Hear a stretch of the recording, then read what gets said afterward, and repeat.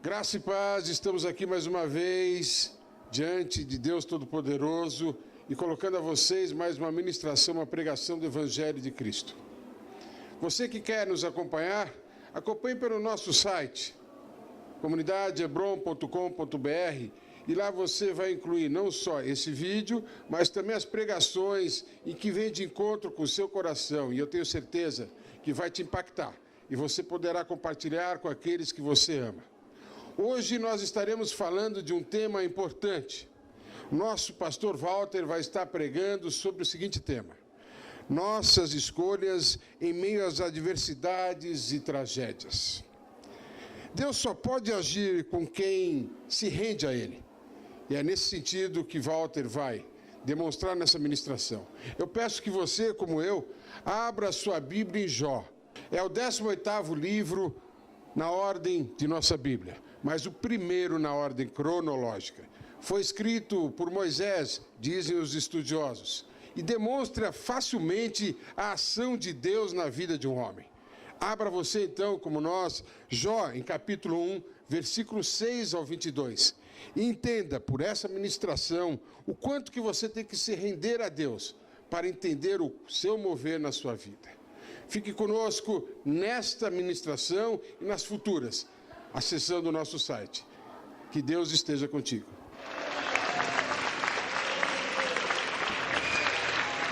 Nossas escolhas em meio às adversidades e tragédias.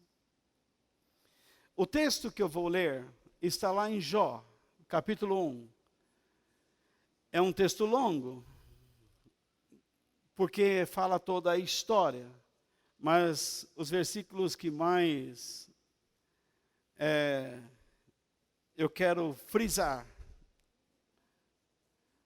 são os versículos 20 ao 22. Capítulo 1, versículo 6 ao 22. Mas o texto bíblico está aí. Vamos ler então, para vocês entenderem a história. Nós vamos falar de um homem reto, fiel, humilde, e diante dos olhos humanos, um ser que não merecia passar pelo que passou.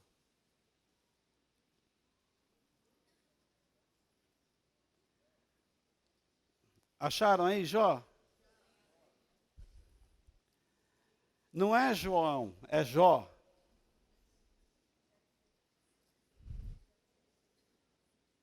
É um livro antes do livro de Salmos, gente. Tá? Tá bom? Vai lá no meio da Bíblia lá, e o Jó é um livro antes. Chegou o dia em que os servidores celestiais vieram apresentar-se diante de Deus, o Senhor, e no meio deles veio também Satanás. O que você percebe aí? Todos os seres que servem a Deus devem prestar contas a Ele. E até mesmo Satanás ainda presta contas a Deus do mal que faz. Então Satanás, ele só tem liberdade para agir naqueles que decidem ficar do seu lado.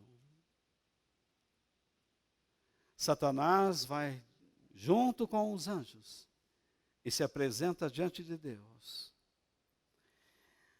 O Senhor então olha bem para ele e pergunta: de onde você vem vindo? Satanás respondeu: estive dando uma volta pela terra, passeando por aqui e por ali. Aí o Senhor disse: você notou o meu servo Jó? É lógico que ele notou. Deus é onisciente. Ele está querendo pegar Jó. No mundo inteiro, essa é a descrição de Deus para Jó. Não há ninguém tão bom e honesto como ele. Ele me teme e procura não fazer nada que seja errado. Então, essa ideia que tudo o que aconteceu a Jó é porque ele tinha medo, não é verdade. As coisas que aconteceram com Jó foi uma permissão de Deus, e nós vamos ver isso a partir de agora. Satanás respondeu: será que não é por interesse próprio que Jó te teme? Será que ele não é religioso, ele estava dizendo, só para receber as bênçãos do Senhor? Tu não deixas que nenhum mal aconteça a ele, à sua família e a tudo o que ele tem. Abençoas tudo o que Jó faz? E no país inteiro ele é o homem que tem mais cabeças de gado. Mas, se tirares tudo o que é dele, verás que ele te amaldiçoará sem nenhum respeito. Satanás tem seus planos. E ele trabalha com chances, com hipóteses, com achismos. Ele não é onisciente. O que é onisciente? É a pessoa que tem todo o conhecimento. Sabe o que acontece no presente e no futuro. E sabe tudo o que aconteceu no passado. Só Deus é assim. O Senhor disse a Satanás: pois bem, faça o que quiser com tudo o que Jó tem, mas não faça nenhum mal a ele mesmo. Percebe? Parece uma aposta. Ou não é?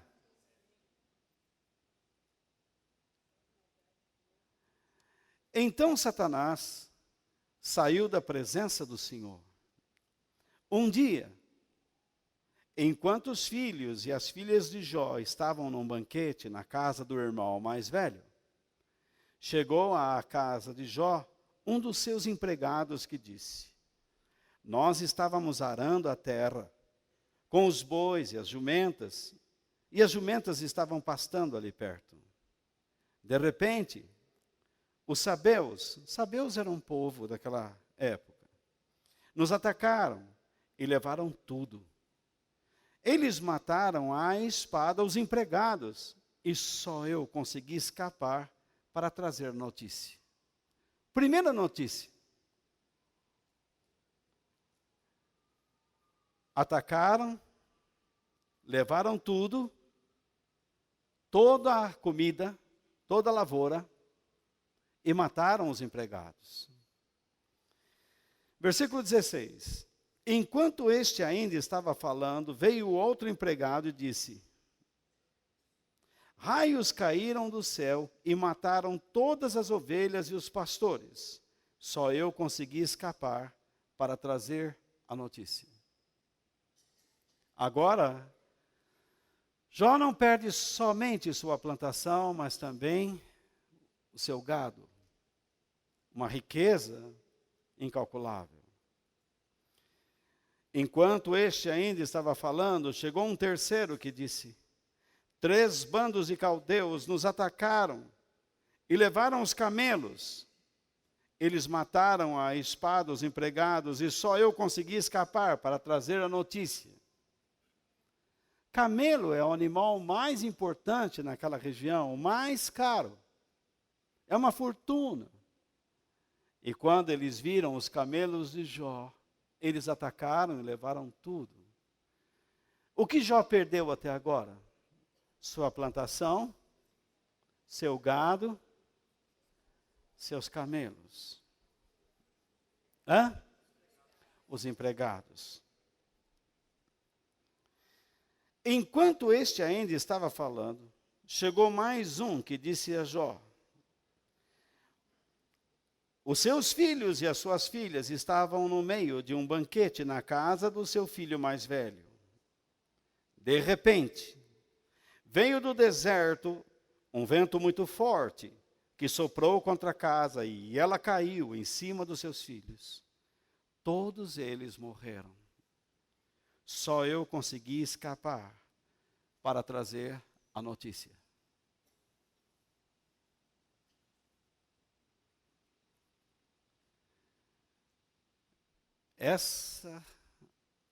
Esse foi o golpe. Essa foi a pancada dura em cima desse homem. Agora nós vamos ver sua atitude. Então Jó se levantou e, em sinal de tristeza, rasgou as suas roupas e rapou a cabeça. Então a sua primeira reação foi tristeza. Ele rasgou suas roupas para dizer: não sou nada. Raspou sua cabeça, pois os cabelos são a glória de um ser humano. Depois, ajoelhou-se, encostou o rosto no chão e adorou a Deus. Diante de tantas perdas, ele se ajoelha, põe o rosto no chão e adora a Deus. Aí disse assim: nasci nu, sem nada, e sem nada vou morrer. Ele não se debruçou sobre o seu desânimo, sobre a sua tristeza. Nós sabemos então que o seu coração está triste. Ele rasgou suas vestes em sinal de miséria. Ele está considerando a sua miséria. Ele raspou sua cabeça. Ele é um mísero mortal, um homem sem glória. Não tem mais nada. A única coisa que lhe sobrou na vida, além da sua mulher louca, que se você continua lendo, quando ela disse: Jó, negue a Deus, amaldiçoe sua vida, morra. E ele diz: você fala como se fosse uma mulher louca. A única coisa que sobrou para Jó foi Deus. Ele poderia sair dali correndo, procurar pessoas. Mas ele não fez isso. Porque quando você está numa situação difícil e corre para procurar auxílio, você vai encontrar uma porção de respostas. E nem sempre elas estão corretas. Jó, então, procurou o seu primeiro e melhor e único amigo. Ele se dobrou perante Deus, ajoelhou-se e o adorou. E ele declarou uma verdade sobre si mesmo. Eu nasci sem nada. E vou morrer sem nada. Não vou levar nada daqui. Ele diz: o Senhor deu. Ele lembrou que Deus havia lhe dado coisas. O Senhor tirou. Ele diz: agora eu vou aprender a viver sem as coisas que o Senhor me deu e tirou. Louvado seja o nome do Senhor. Eu quero engrandecer o Senhor por tudo que o Senhor me deu e pelas coisas que o Senhor me tirou. e pelo momento que eu estou passando. No versículo 22 diz: assim, apesar de tudo o que havia acontecido, Jó não pecou, nem pôs a culpa em Deus. Então, eu quero iniciar dizendo: a vida exige uma série de escolhas. Em todo o tempo nós estamos escolhendo. Em todo o tempo nós temos que decidir. Que as nossas decisões, que nossas escolhas sejam sábias. Que elas se alinhem, se harmonizem com os princípios das Escrituras Sagradas.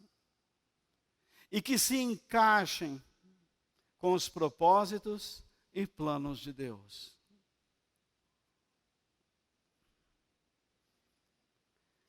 Se eu não tomo decisões sábias, o meu coração fica amargo. A amargura toma conta de mim e ninguém mais consegue me suportar. Portanto, o modo como você responde às adversidades e às tragédias poderão destruí-lo ou fortalecê-lo. Poderão destruir sua fé ou fortalecer sua fé. Destruir sua personalidade ou fortalecer sua personalidade. A Bíblia diz que aquele que é fraco numa crise, verdadeiramente é fraco. O que Deus me pede nesta noite é que eu dê a vocês uma palavra de encorajamento, cheia de princípios bíblicos. Porque quando nós estamos numa situação de adversidade ou tragédia, o primeiro pensamento que temos é procurar nossos melhores amigos. É procurar respostas, procurar soluções. E nós deixamos de procurar verdadeiramente a Deus. Então, o que está acontecendo aqui? Ok. Como as pessoas fazem escolhas imprudentes em meio às adversidades e tragédias? Como elas escolhem não sabiamente? Como elas decidem errado em meio a adversidades e tragédias? Eu quero pensar com vocês. Infelizmente, em primeiro lugar, muitos deixam Deus de fora das adversidades. Essa é a primeira coisa que eu tenho que pensar. Como que as pessoas se tornam imprudentes? Elas deixam Deus de fora.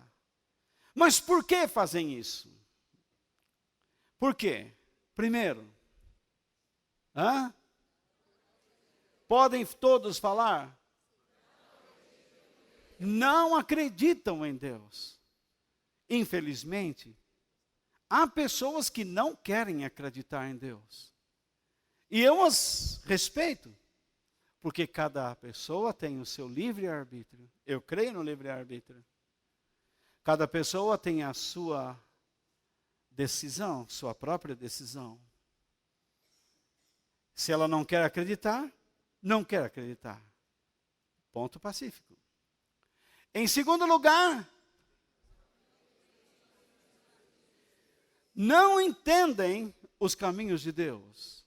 Então aí, já está incluído pessoas que não acreditam e pessoas que acreditam. Uma pessoa pode não acreditar em Deus porque ela não entende os seus caminhos.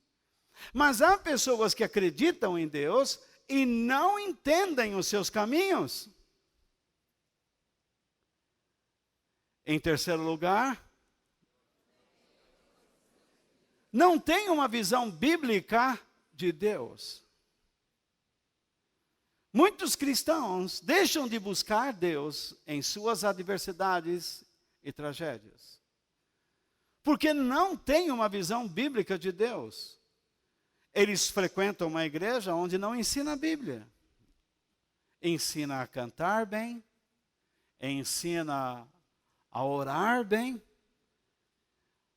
promovem jejuns e orações e vigílias. Mas se você não conhece a palavra de Deus, todas estas coisas serão vazias na sua vida, sem eficácia. Em quarto lugar, vamos lá, em quarto lugar,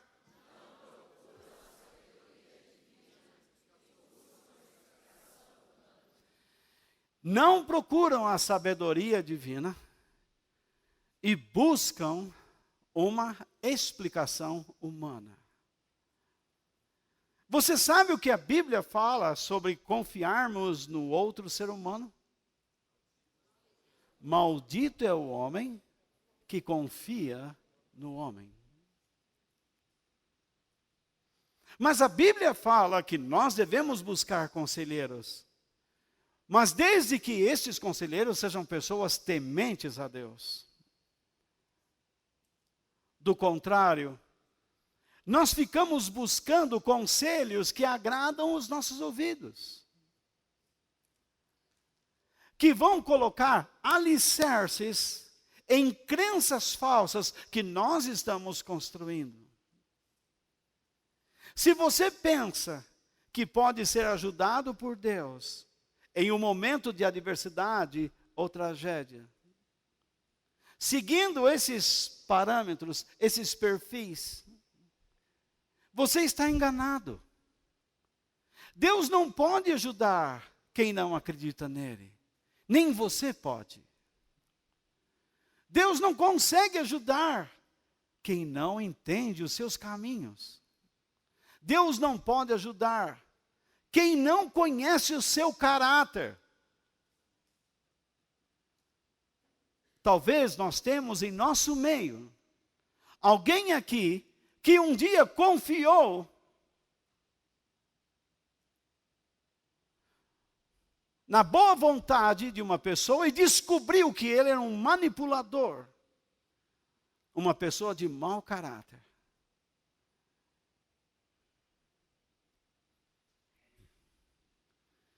Se uma pessoa não quer aprender a enxergar a vida com os olhos dele, como Deus pode ajudar?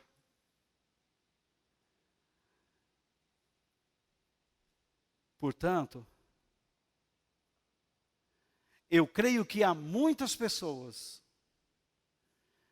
que estão na igreja, lendo a Bíblia, orando, participando de reuniões, mas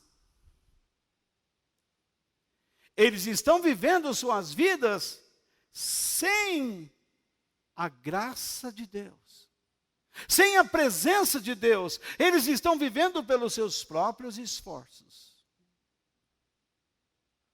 porque não existe neles esforço algum para, agora eu vou de baixo para cima, conhecer a sabedoria divina.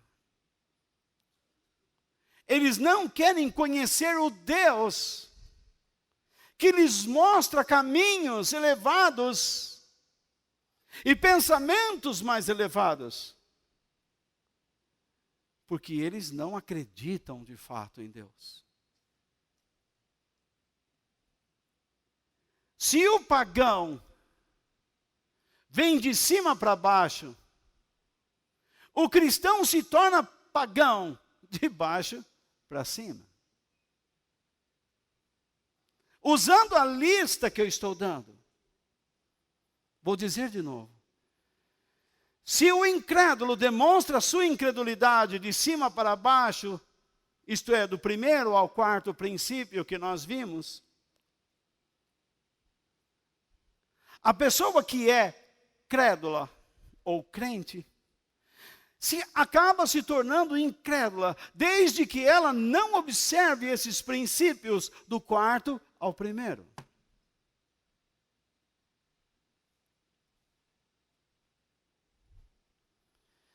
Então, a segunda coisa, de como as pessoas fazem escolhas imprudentes. Muitos fazem boas perguntas, mas procuram as respostas nos lugares errados. Em nenhum lugar a Bíblia diz que Eva desejou comer a maçã. Era uma fruta. Mas cada vez que eu olho uma maçã, eu lembro a mão de Eva. Porque foi nos passado a história assim. Que seja. Não sei se era uma pera, se era uma tâmara. Que fruta é aquela que estava naquele lugar? Mas por trás de tudo, por trás daquele questionamento, por trás daquela desobediência, nós sabemos o que existia ali. Uma serpente, uma armadilha.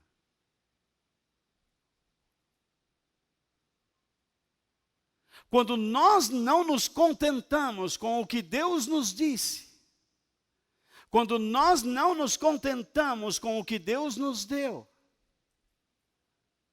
tudo o que buscarmos será uma desgraça para as nossas vidas. Será um caminho de destruição. Não nos dará nenhum prazer. Vocês estão comigo?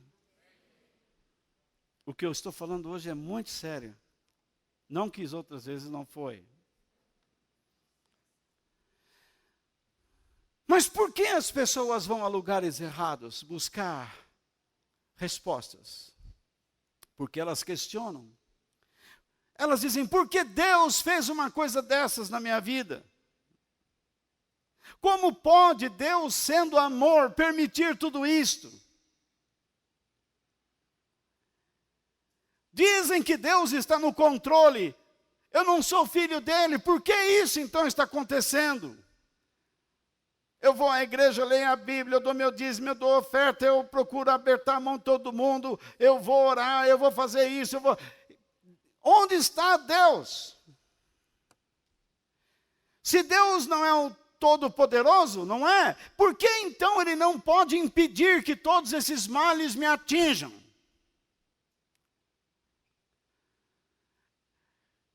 E então as pessoas dizem para ele, fulano, para com essa história de religião. Você tem que lutar pela sua comida, pela sua subsistência. Aperta o cinto, vai em frente, se anime, você vai ver como tudo vai passar, tudo vai melhorar. Essa é a conversa que nós ouvimos. O tempo é o Senhor da razão. Deus nunca falará dessa maneira.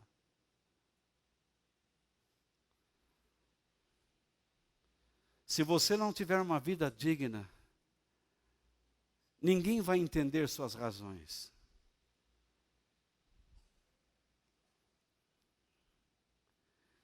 Tem uma coisa que todo cristão precisa saber. Deus não é obrigado a explicar nada do que faz. Ele não é obrigado a explicar as suas ações. Mas Ele já revelou muitas coisas para nós. E está escrito no livro de Deuteronômio 29, capítulo 29, verso 29, o seguinte. Há coisas que não sabemos. Todos vocês conseguem ler? Há coisas que não sabemos. E elas pertencem ao Senhor. O que Deus não quiser mostrar, não insista.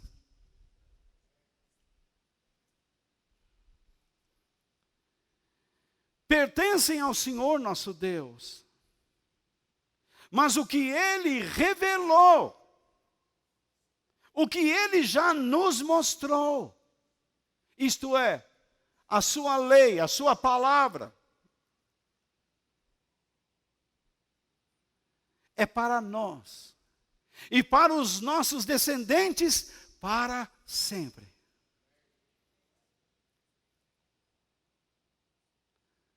Quando Shakespeare disse que há tantos mistérios entre o céu e a terra, eu concordo com ele, porque há coisas que eu não sei, que pertencem a Deus. Mas há algo que Deus deixou em nossas mãos, que é a palavra dele. E isso é para nós e para os nossos filhos, descendentes, para sempre. E por que ele deixou a Bíblia em nossas mãos?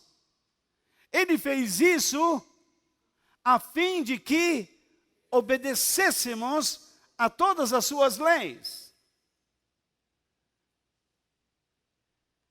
Então nós temos a palavra de Deus para ler e obedecer. Nós não estamos aqui para obedecer o que ele não nos revelou, é um absurdo. A ideia do versículo é esta: o que eu quero que vocês obedeçam é o que vocês já têm na mão. O que eu não vou falar com vocês, esqueçam. Não me obriguem. Vocês se lembram de Paulo, quando ele foi pregar aos Coríntios? E ele disse, olha, Deus me deu algumas revelações que eu não posso contar a vocês.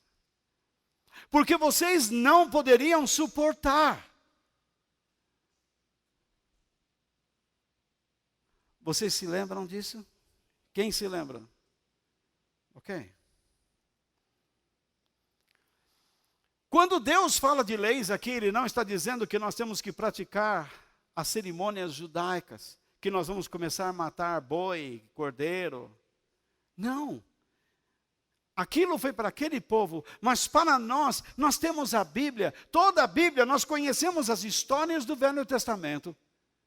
E todas elas apontam para Jesus. E nós temos o Novo Testamento, temos os ensinos apostólicos, os ensinos do Evangelho, e nós somos desafiados a ter a boa vontade de praticar essas coisas. Afinal de contas, quando Jesus estava nascendo, os anjos cantaram, glória a Deus nas alturas e paz na terra aos homens de boa vontade. Isto é, que tem vontade, que tem desejo de obedecer a Deus.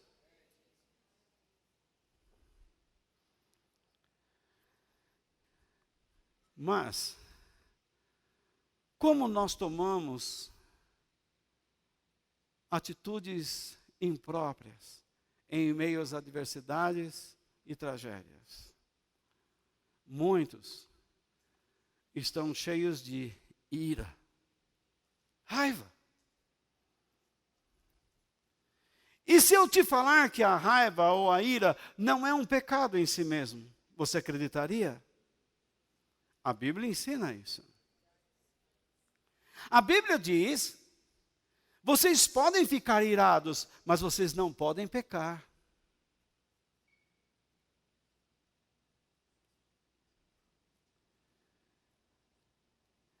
Vamos supor que eu estou aqui falando, e de repente vocês ficam no smartphone. É justo isso? Eu me preparei, gente. Eu busquei a Deus para vir aqui no domingo e trazer uma palavra que pode mudar o rumo da sua vida. Mas de repente eu vejo algumas pessoas brincando no smartphone. Vejo outras pessoas namorando. Eu vejo casais com o maior desrespeito pegando a cabeça e deitando no ombro do namorado e ficando olhando para cima. Vai fazer isso na frente do seu pai e da sua mãe. Mas você não deve fazer isso diante de Deus. Faça isso na frente da presidente da República. Diante de uma autoridade. E você vai ver o que você ouve. Esse lugar é um lugar de respeito. Nós estamos na presença de Deus. Mas vamos supor que eu perca a paciência e eu fico irado. Até aí, normal. Mas vamos dizer que eu começo a dizer: ó, você aí, Paulo, você está namorando aí, rapaz. Você está pensando o quê, cara? O que é? Olha o tamanho do cara, fica de pé, faça. Jamais, Paulo, você está com toda a razão. Você pode mexer no smartphone, você pode fazer o que você quiser.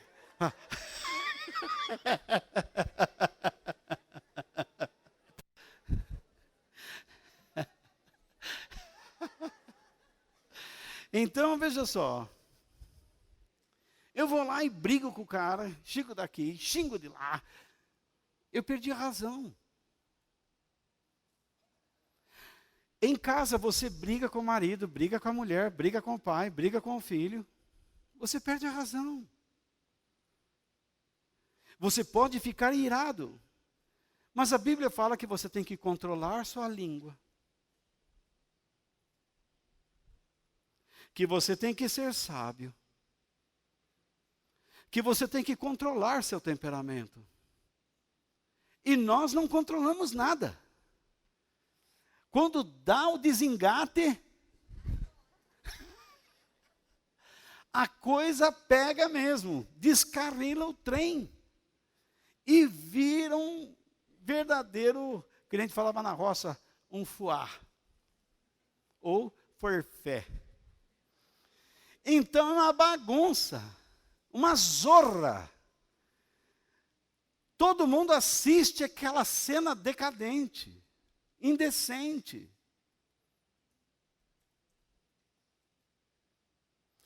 O apóstolo Paulo foi pregar o evangelho numa cidade, e quando ele viu todos aqueles ídolos, ele ficou irado.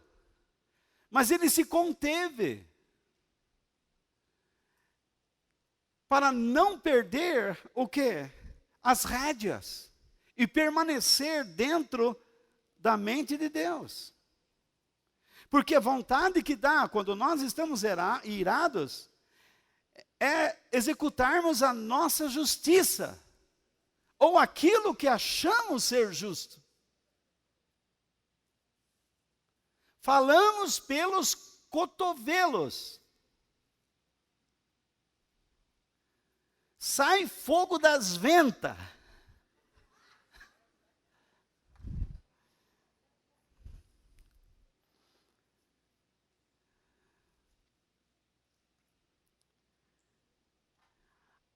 A ira ou a raiva, nós sempre damos uma causa para ela. O outro. Você é culpado de eu estar assim. E a Bíblia diz que isso não é verdade.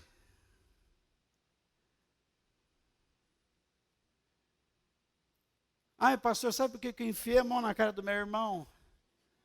Porque ele fica me chamando de gorda. E eu dei-lhe uma sova daquela mesmo. Catei ele, desossei ele. Dei tanto nele, mas tanto, em nome de Jesus.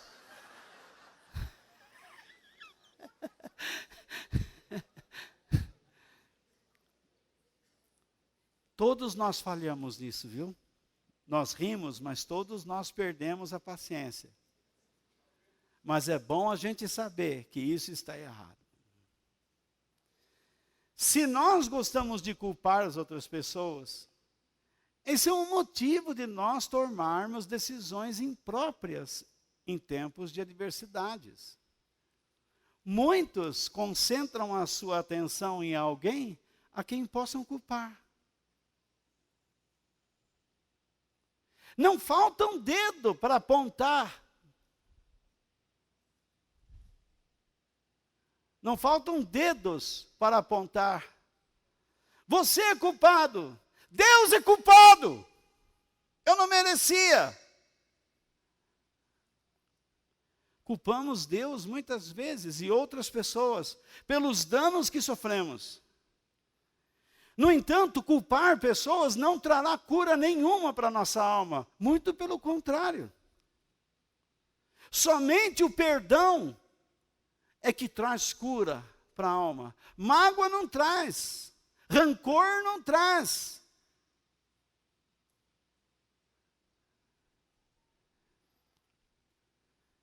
Culpar pessoas ou a Deus em momentos de crise pode ser até uma escolha natural,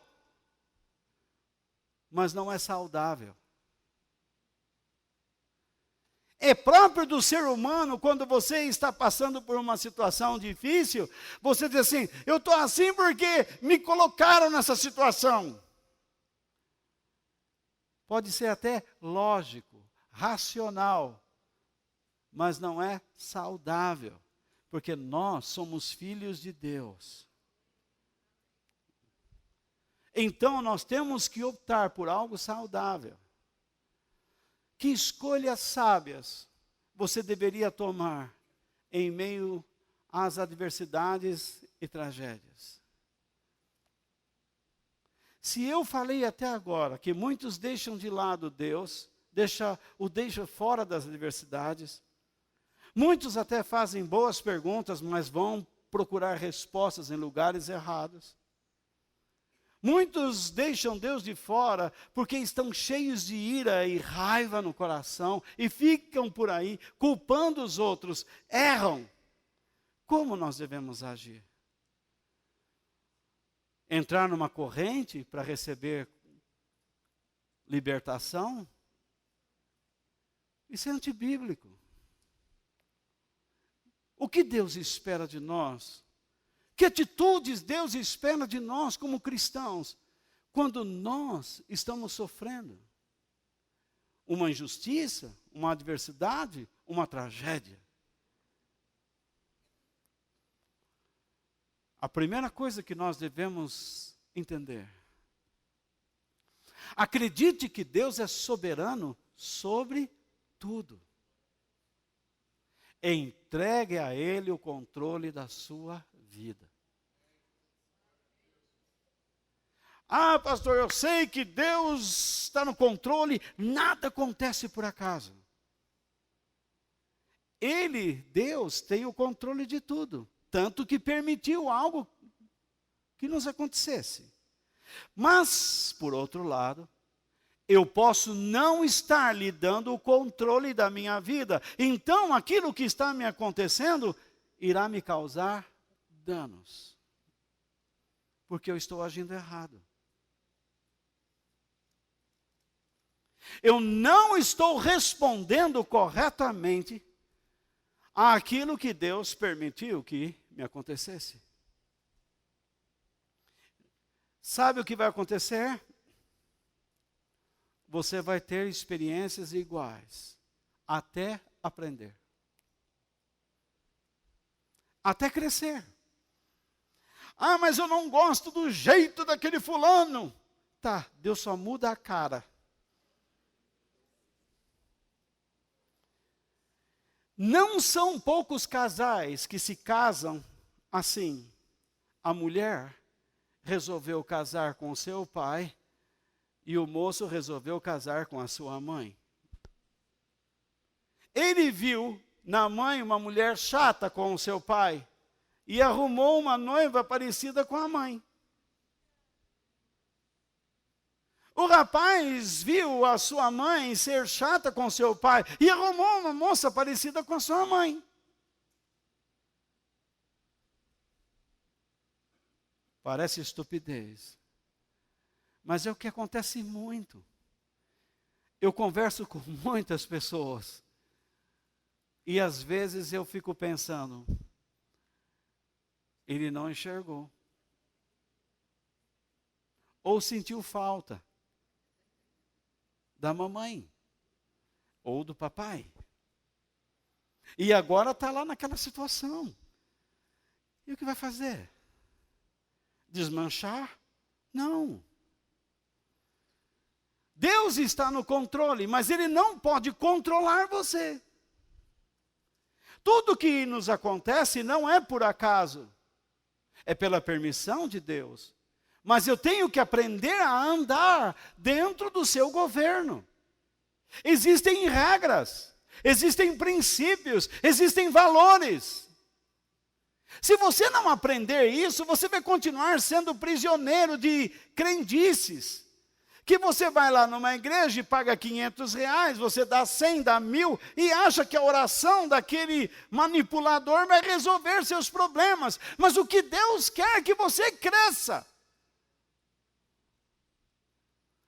Você não pode dizer para o seu filho desobediente, ou quando ele está lá choramingando, dizendo: filho, vem cá, estou sem pau aí, vai na padaria lá, gasta com seus amigos, mas não me atormenta agora. Você acha que Deus vai fazer isso? Alguns pais fazem, mas Deus não faz.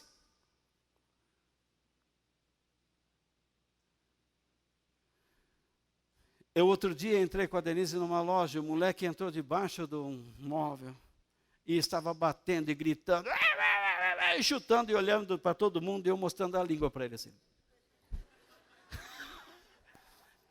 Mostrando que eu não estava gostando dele, não.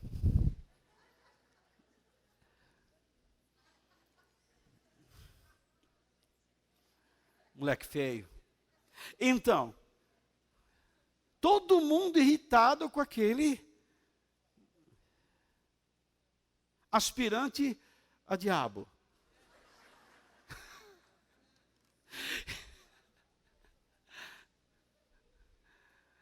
E ele estava lá batendo o pé, batendo murro, dando cabeçada e tudo mais.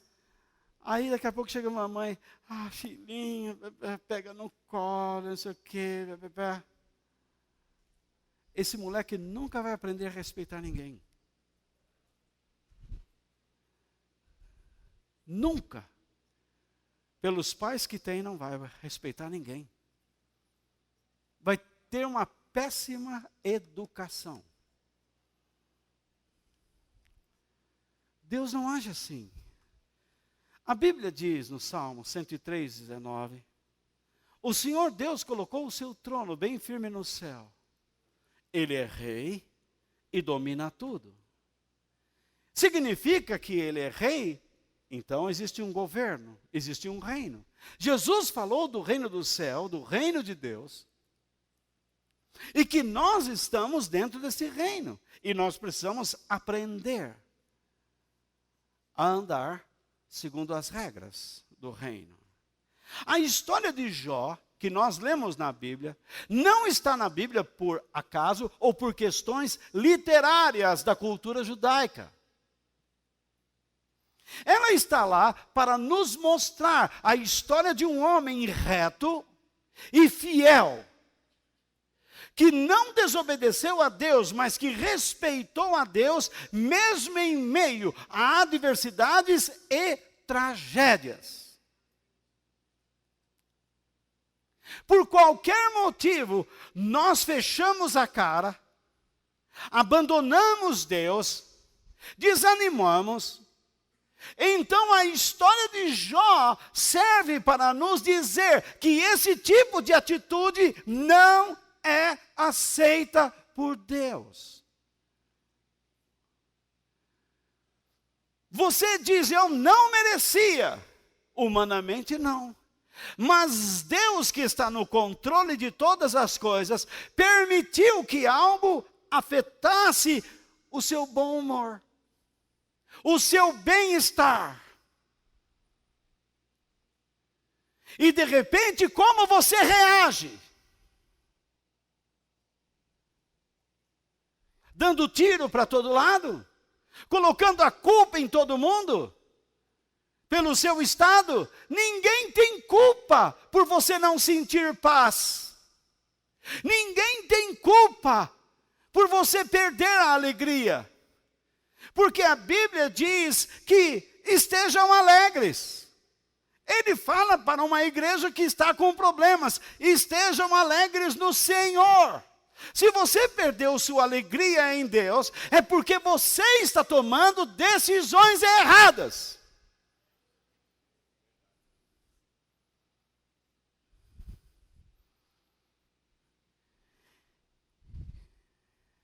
E se você buscar pessoas que passem a mão na sua cabeça, você vai encontrar. Mas o que você precisa fazer é entender que você está dentro de um reino. E que você precisa dar a Deus o controle. E tudo começa aí. Acredite que Deus é soberano. Você se lembra da história de José? Como é que esse menino, vendido para os seus irmãos a uma caravana, e Deus está olhando tudo isso. A caravana vende o menino para ser escravo no Egito. Só mais tarde, mocinho, ele está lá na cadeia e ainda mais. Continua tendo sonhos. E interpretando sonhos. E então ele descobre. Quando interpretou os sonhos de Faraó. E o Egito se tornou então uma nação forte. Onde as pessoas iam comprar comida. E ele salvou a sua própria família que veio ao Egito. Ele começou a entender o que enxergava há anos e anos atrás. E Deus nunca mostrou a ele como as coisas iriam acontecer. Deus deixou que ele passasse por uma série de situações e ele foi enfrentando. Ele chorou? Claro que sim. Reclamou algumas vezes? Claro que sim. Ele é humano. Teve vontade de desanimar? Acredito que sim. Mas ele ficou firme. Jó não teve momentos em que queria desanimar? Teve. Não teve dias que ele queria amaldiçoar sua vida? Teve. Mas ele resistiu. Ele declarou: eu sei que o meu Redentor vive.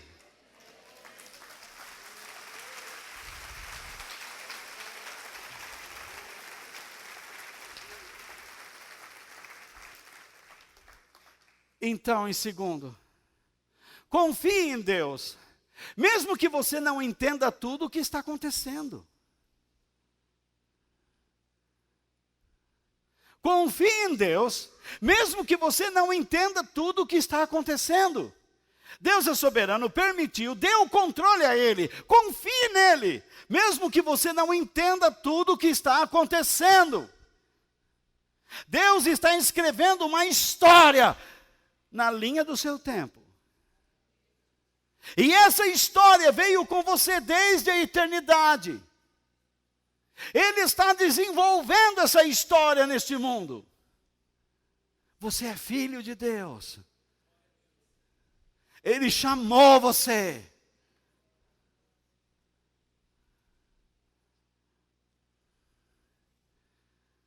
O apóstolo Paulo disse em Romanos 8, 21, ou melhor dizendo,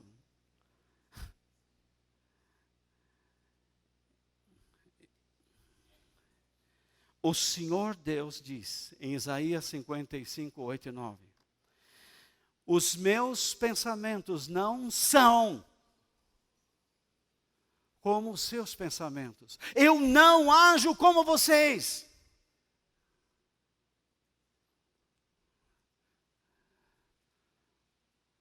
Deus não tem interesses próprios.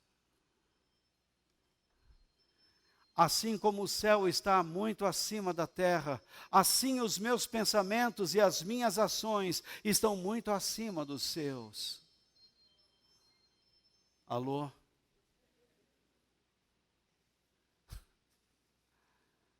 Para desligar esse celular não vai. Então,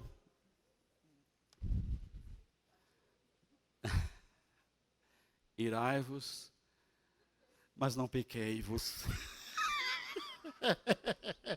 Então, tinha um pastor que falava assim: irai-vos, mas não pequei-vos. Pequei-vos. Deus não age como age o homem. O homem sempre age por interesses egoístas. Deus não age assim. Deus age sempre preocupado com o próximo. Deus permitiu o sofrimento na vida de Jó por se preocupar conosco. Ele escolheu uma pessoa com a capacidade de suportar a maior tragédia que um homem pode suportar. Perder todo o seu dinheiro e todos os seus filhos. Morresse a mulher.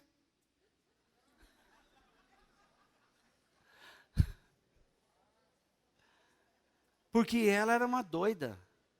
Não ajudava em nada. Brincadeira. Não vão entender isso como verdade. Que algumas mulheres aqui vão dizer assim, não gostei do que o pastor disse. É só brincadeira, minha filha. Continue viva, atormentando o seu marido. Então, vamos lá. Então, veja bem.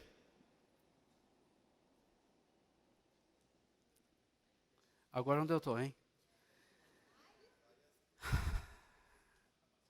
Em terceiro lugar, creia que Deus sempre fará algo de bom depois da dor.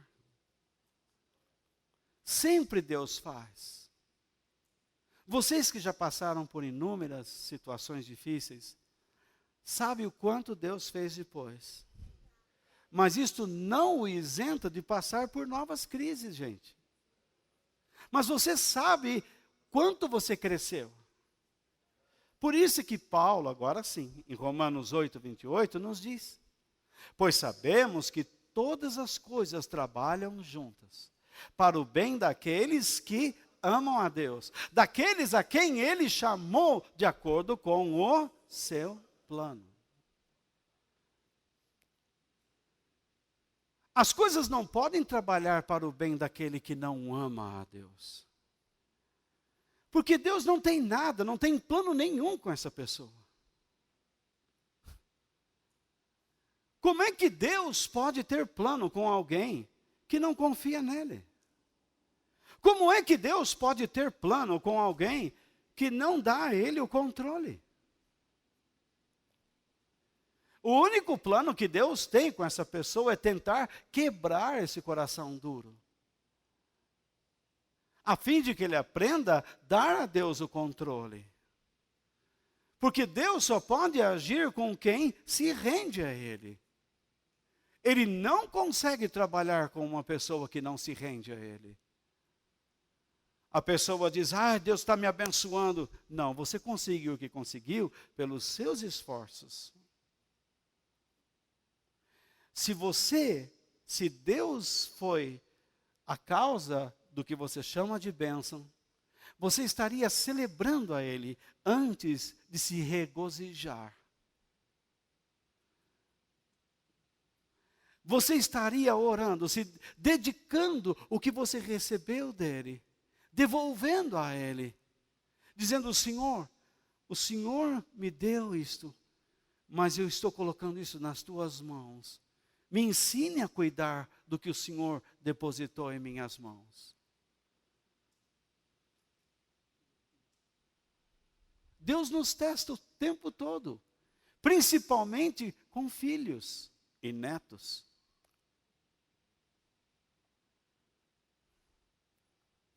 Deus te dá um filho, meu filho, olha, é a cara do pai. Daqui a pouco o menino tem um mal súbito. Mal súbito é o que a gente falava também no interior. Tudo era mal súbito. Hoje é virose. Então todo mundo entra em pânico. Por quê? Porque não é de Deus.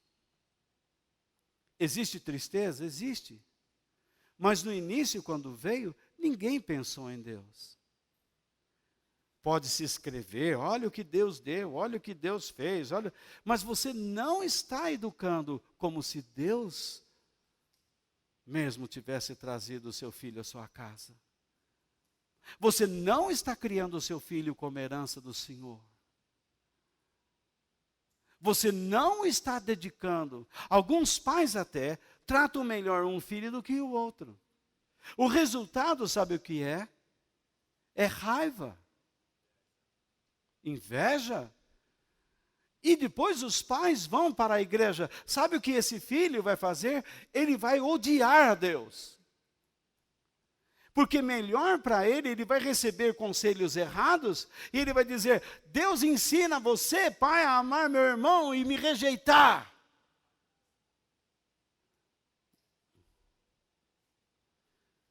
Como é que Deus vai trabalhar na vida desse pai que faz isso?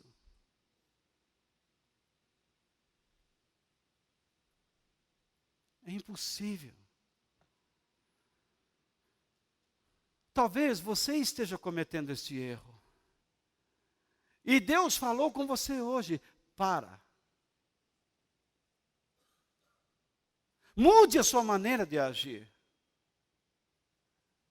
Você está dizendo assim, eu não quero mais saber desse cara, eu não quero mais saber dessa turma. Por quê? Eles me machucaram. Aconteceu isso porque Deus quis. Porque ainda você não consegue cuidar da sua personalidade corretamente. Puxa, eu preciso correr, irmãos. O tempo vai passando. Em quarto lugar, tá bom, não tá? Em quarto lugar, seja grato pelo que ele já lhe deu. E não se debruce desanimado sobre o que você perdeu.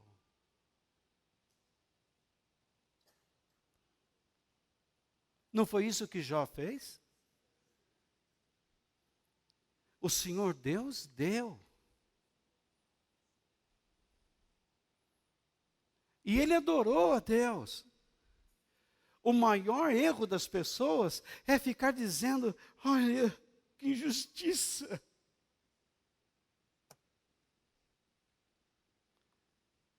O sentimento de Jó foi não se debruçar sobre a sua tristeza. Ele reconheceu a graça de Deus naquele momento, em ter-lhe dado coisas, pessoas, riquezas, e que agora Deus havia tirado. O que ele estava fazendo se não dar a Deus todo o controle?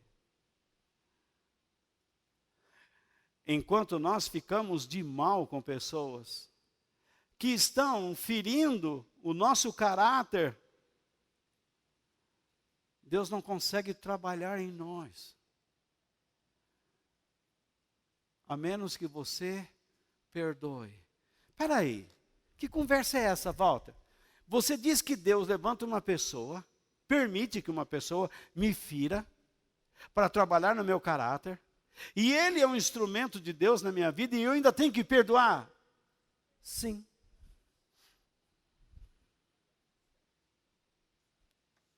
Porque você, pessoalmente, o transformou em seu inimigo. É por isso que Jesus disse, abençoe o seu inimigo. Ore por ele. Faça coisas boas para ele. Porque quando Deus levanta uma pessoa para nos ferir, é porque Deus está querendo que com a nossa atitude, aquela pessoa cresça também. Mas quando eu ajo negativamente, ou reajo negativamente à ação daquela pessoa, significa que nem eu cresço e nem ele cresce. Ambos demonstramos duas coisas, a mesma coisa, orgulho.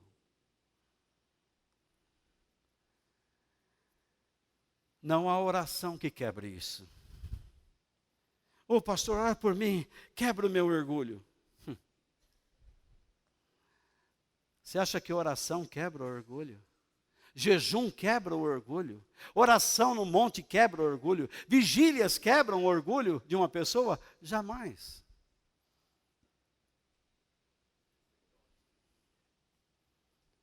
Você acaba ficando espiritualmente orgulhoso. Em quinto lugar. Estão aguentando aí, não? Hã? Falta mais umas 15.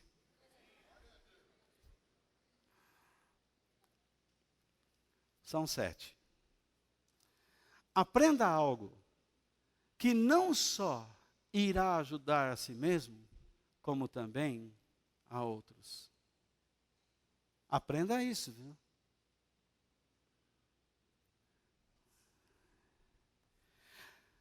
Não desperdice a sua tristeza, a sua dor.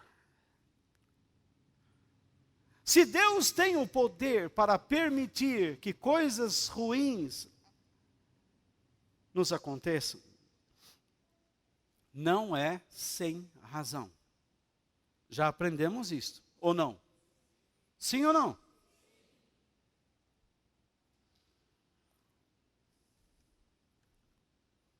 Todo aquele que aceita o chamado de Deus para viver em Cristo Jesus, deve logo saber que Deus quer transformar esta pessoa em instrumento nas suas mãos, para fortalecer a vida de outras pessoas.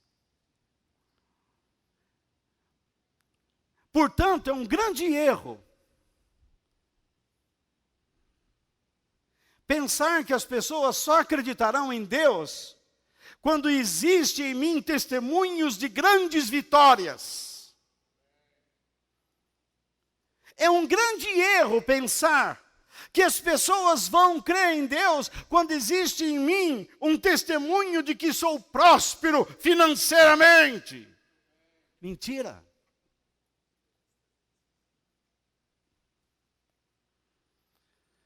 O nosso comportamento reto e fiel em meio às adversidades e tragédias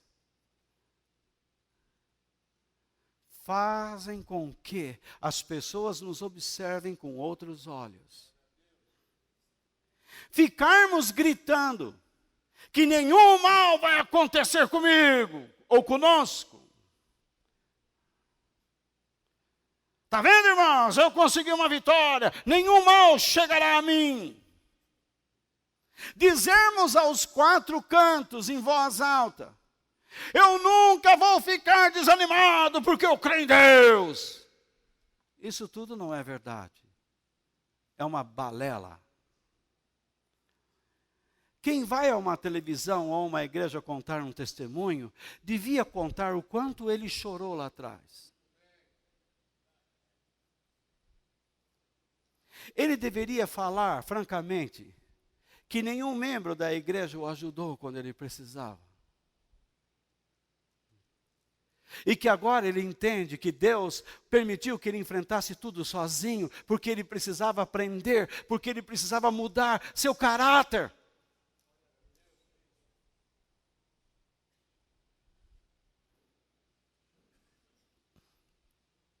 É por isso que eu não levo a sério esses negócios de testemunho. Porque testemunho de televisão, de rádio, não prova nada.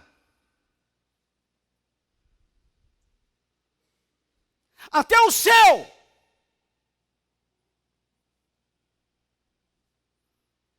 Se você chega para mim e diz assim: olha, pastor, que bênção que eu recebi, agora você começou abençoado. Eu vi você amaldiçoando a sua vida, eu vi você reclamando, eu vi você brigando com a mulher, eu vi você chutando o cachorro, eu vi você batendo cabeça na parede, eu vi você falando palavrão, eu vi você fazendo tudo. E agora você vem com a cara lavada dizer: olha como eu sou vitorioso. Você não aprendeu nada, você vai sofrer de novo. Desculpe, irmãos. Se essa é a minha opinião, que Deus me perdoe. Mas é o que eu estou dizendo. O que eu estou dizendo é o que eu estou vendo.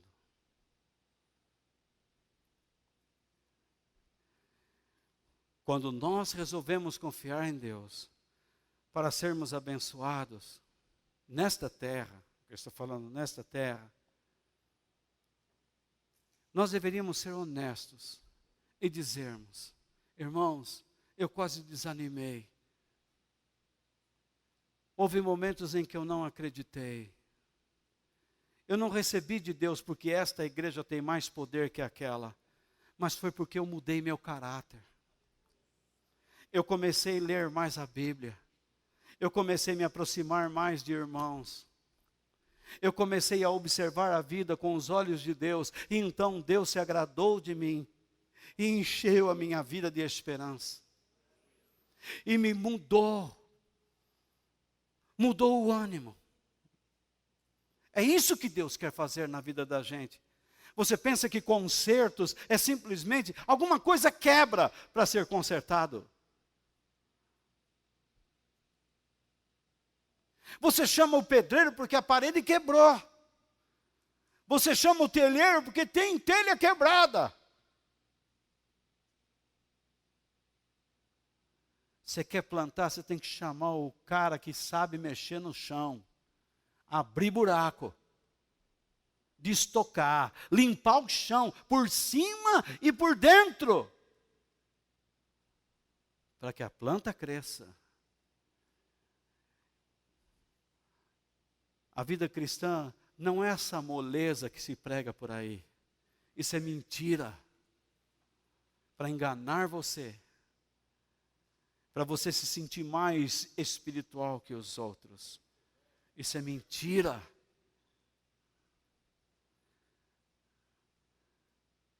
O apóstolo Paulo diz que você passa por lutas. E ele diz em 2 Coríntios capítulo 1, versículo 3 e 4. Louvado seja o Deus e Pai do nosso Senhor Jesus Cristo, o Pai bondoso, o Deus de quem todos recebem o quê? Ajuda. Até aí, tudo bem. Todos nós recebemos a ajuda de Deus. Mas agora ele explica por que ele fala sobre isso.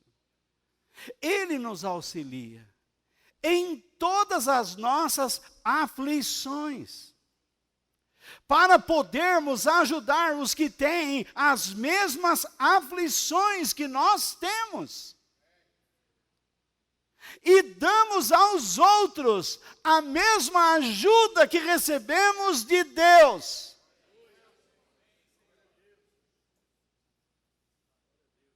Quando você diz, olha, eu sou abençoado, eu posso ficar com inveja, porque eu não sou. Eu não tenho o que você tem e gostaria de ter. Olha o carro que eu comprei. Como é que pode? Esse cara tem esse carro e eu não. Olha a casa que eu comprei. Como pode? Eu estou há tantos anos na igreja. Eu não tenho essa casa que ele tem. Olha a roupa que eu comprei. Como pode? Outro dia esse cara estava na pendura. Ele está roubando. Ou não é assim? Se Deus está abençoando você financeiramente, lembre as lutas que você passou. Eu estou falando alguma mentira? Olha para mim. Eu estou falando alguma mentira? Quando você iniciou a sua empresa, você que é empresário, foi tudo caindo do céu ou você ralou? Você que estuda na faculdade, veja o quanto você tem que ralar, ainda que seu pai pague os seus estudos. Veja o quanto você tem que ralar. Porque o seu pai paga estudos, mas não abre o mercado para você.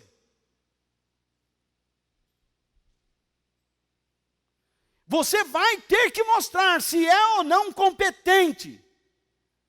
Porque se o seu pai confiar na sua incompetência, é porque ele é mais burro que você.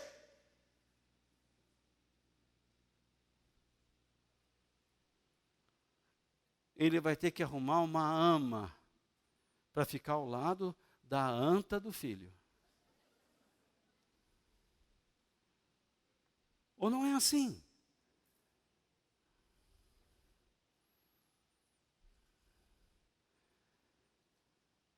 Mas há pessoas que têm medo de mudança. E ele sofre. Nós temos medo de mudar.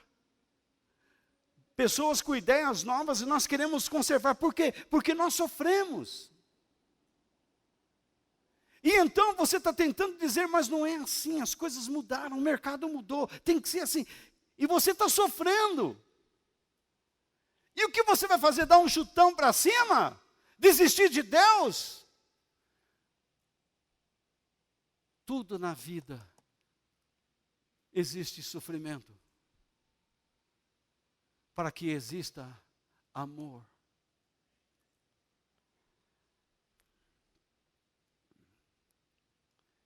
Em sexto lugar, medite sobre as Escrituras, em vez de se alimentar com autocompaixão. Quem é o seu melhor amigo na tragédia? Jó? Para Jó? Quem foi? Deus. E para nós? Verdade? Quem você procura primeiro quando está passando por problemas? A profetisa? A irmã? Aquela irmã que sabe da vida de todo mundo? Irmã, está vendo alguma coisa aí? Estou vendo um vulto preto. Eu sempre digo, isso é racismo.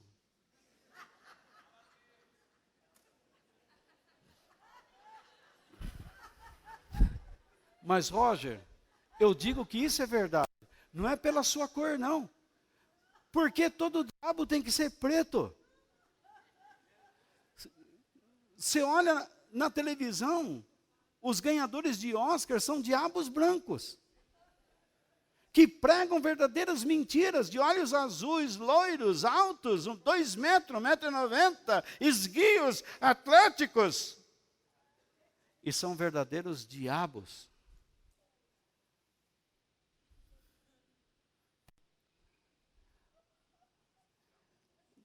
Mas eu digo que tem gente de cor de Jesus também.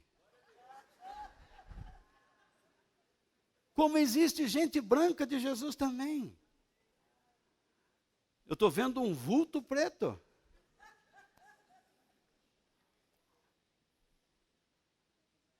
É tudo bobagem. A melhor pessoa para se buscar em meio a tragédias é Deus. É a sua palavra. É o que Ele nos deu. Lembra no início que eu falei? O que Ele nos deixou por revelação. Por isso que está escrito no Salmo 119, 105. A tua palavra é lâmpada para guiar os meus passos. É luz que ilumina o meu caminho. É por isso que nós fazemos devocionais todos os dias.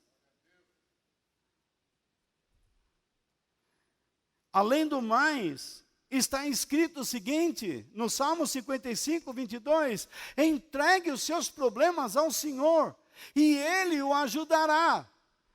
Ele nunca deixará que fracasse a pessoa que lhe obedece. Usando esses 2 textos, eu chego à conclusão que não basta irmos à Bíblia, nós temos que ir à Bíblia com a disposição humilde de aprender e obedecer.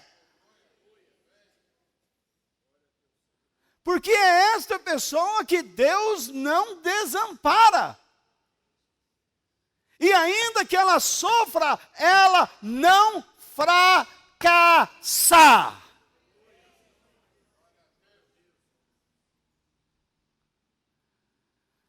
Se você perguntar para mim, Walter, o que você gostaria de ser? Pastor? Ou o quê? Fala qualquer coisa aí. Advogado? Advogado. Hã? O quê? Fala, eu não estou entendendo aí. Marronzinho, marronzinho.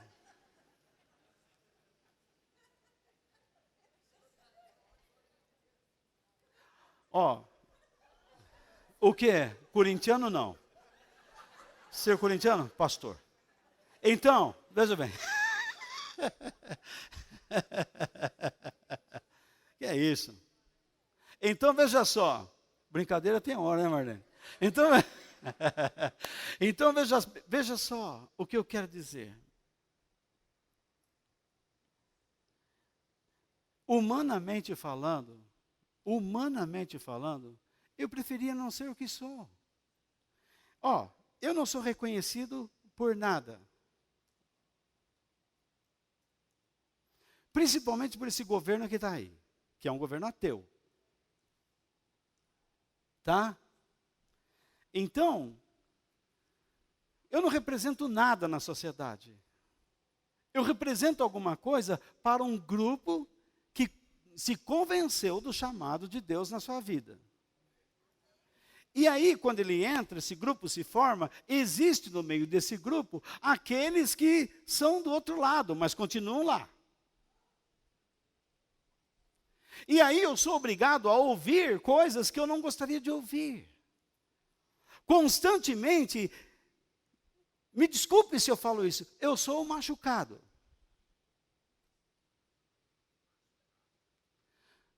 Macho.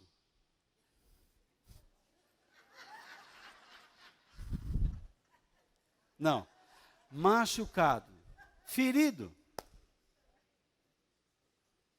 Constantemente eu ouço coisas que eu não gostaria de ouvir.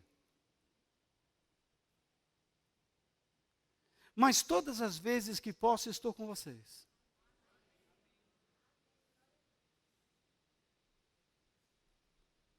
E sempre estou pedindo a Deus por vocês. E sempre estou buscando a direção de Deus para vocês. Eu não prego para sair daqui e dizer assim, ai, hoje eu preguei, hoje abalei. Não, eu quero servi-los com a minha palavra. Deus me dá uma palavra durante a semana, eu não vejo a hora de compartilhar com vocês, desejando que essa palavra traga força aos seus corações. Eu não vou vê-los até domingo que vem, ou depois do carnaval. Vocês talvez me assistirão na Globo, na Avenida. Mas, veja, você está louco.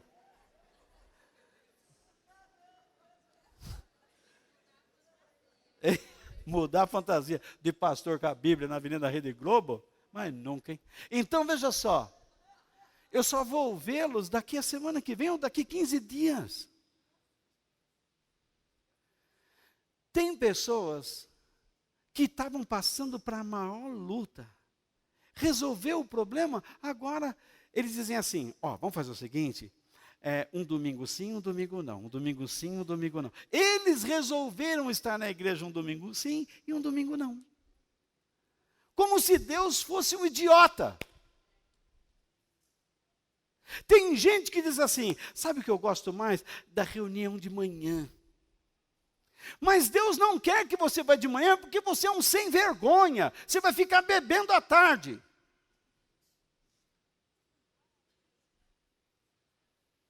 Então você trate de ir à noite com a sua mulher, porque Deus está querendo consertar os seus maus hábitos.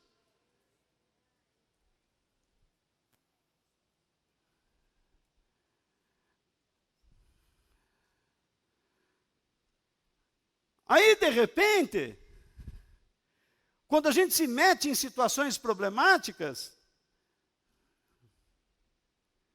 a gente não sabe como entregar a Deus, porque eu não creio nele. Aí eu fico com aquela autocomiseração.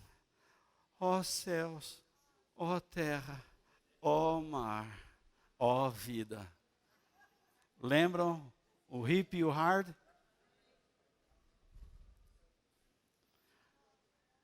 A autocompaixão pode frear sua vida. Pode fazer com que você se sinta a pessoa mais injustiçada do mundo. Que mais sofre a mais miserável. E sem que você perceba, a autocompaixão vai gerando um ódio dentro de você, incontrolável. E você vai culpando todos e a Deus por tudo que você está passando. Então, supere a adversidade e as tragédias com o poder de Deus.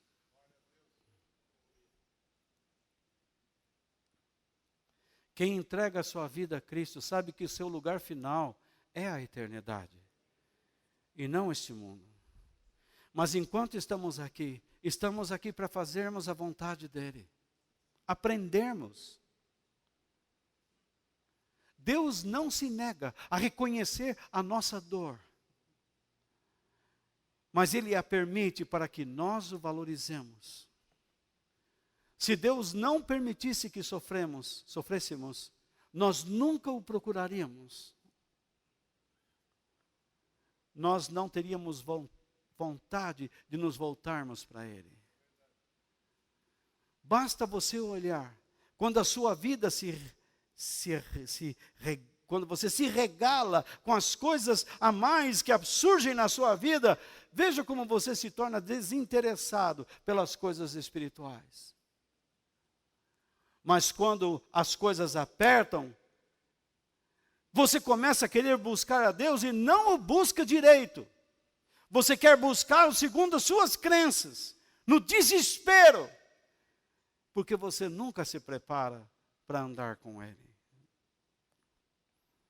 Mas Deus é tão bom, mas tão bom, que Ele não te recusa. Porque Ele quer continuar trabalhando na sua vida. Mas aqueles que amam a Deus, sabem que aquilo que eu vou mostrar é uma grande verdade. Você tem que ser humilde, meu irmão. Muito humilde. Para reconhecer os seus erros. E não exigir que os outros reconheçam os seus. Reconheçam os seus e conviva com os outros, ainda que eles sejam teus inimigos. Quantos de nós estamos aqui, ainda sendo inimigos de Deus? E Deus os chamou esta noite para falar com você. Porque Ele não é teu inimigo. Ainda que você seja dele. Ainda que você rejeite o Evangelho de Jesus Cristo. Ainda que você não esteja disposto a obedecê-lo. Ainda que você só queira buscar um Evangelho da preguiça ou da adrenalina. Das emoções, do sensacionalismo, da mentira. Ainda assim, Deus te chama para falar a verdade sobre seus pensamentos e seus planos. Você que sofre, você que enfrenta a vida e vai superando com confiança em Deus. Você que fez planos junto com sua esposa, sua família, e de repente a vida deu uma guinada e parece que você nunca sai dessa curva. Parece um toco que se enroscou nas taboas lá na curva do rio. Eita! Parece que a corrente só te empurra contra a margem e você fica no meio daqueles galhos. Mas quando a enchente vier, você vai sair dali. Quando o rio encher, você vai voltar a navegar de novo. Espere sempre no Senhor. E acredite no que eu vou dizer. Paulo disse em Romanos 8:31, diante de tudo isso, o que mais podemos dizer? Se Deus está do nosso lado, quem poderá nos vencer? Ninguém. Ninguém.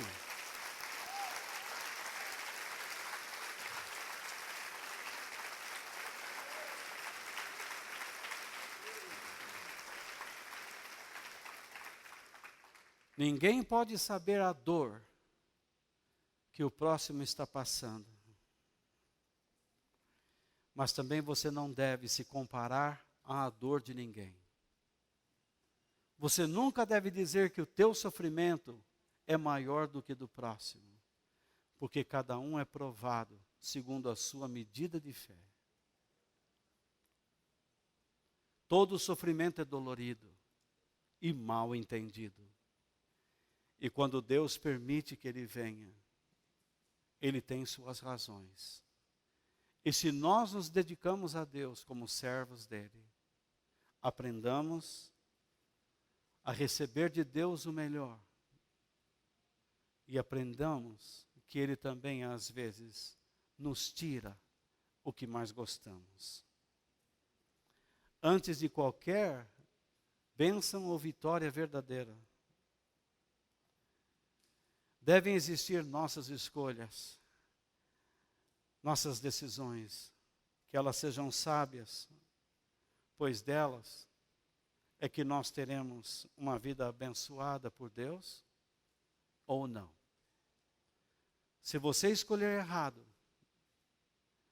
você está criando um problema muito sério para a sua vida.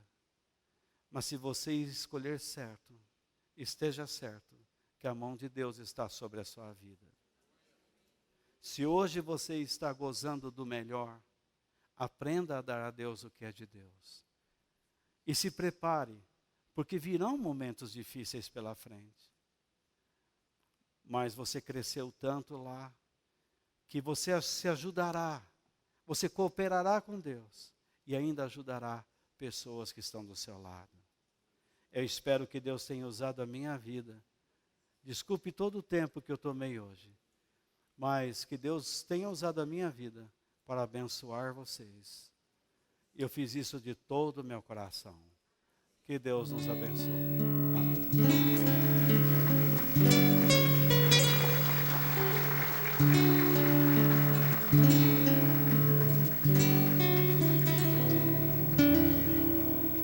Quem no céu tenho eu além de ti e na terra em quem tenho mais prazer, não há outro semelhante a ti, Senhor, és a minha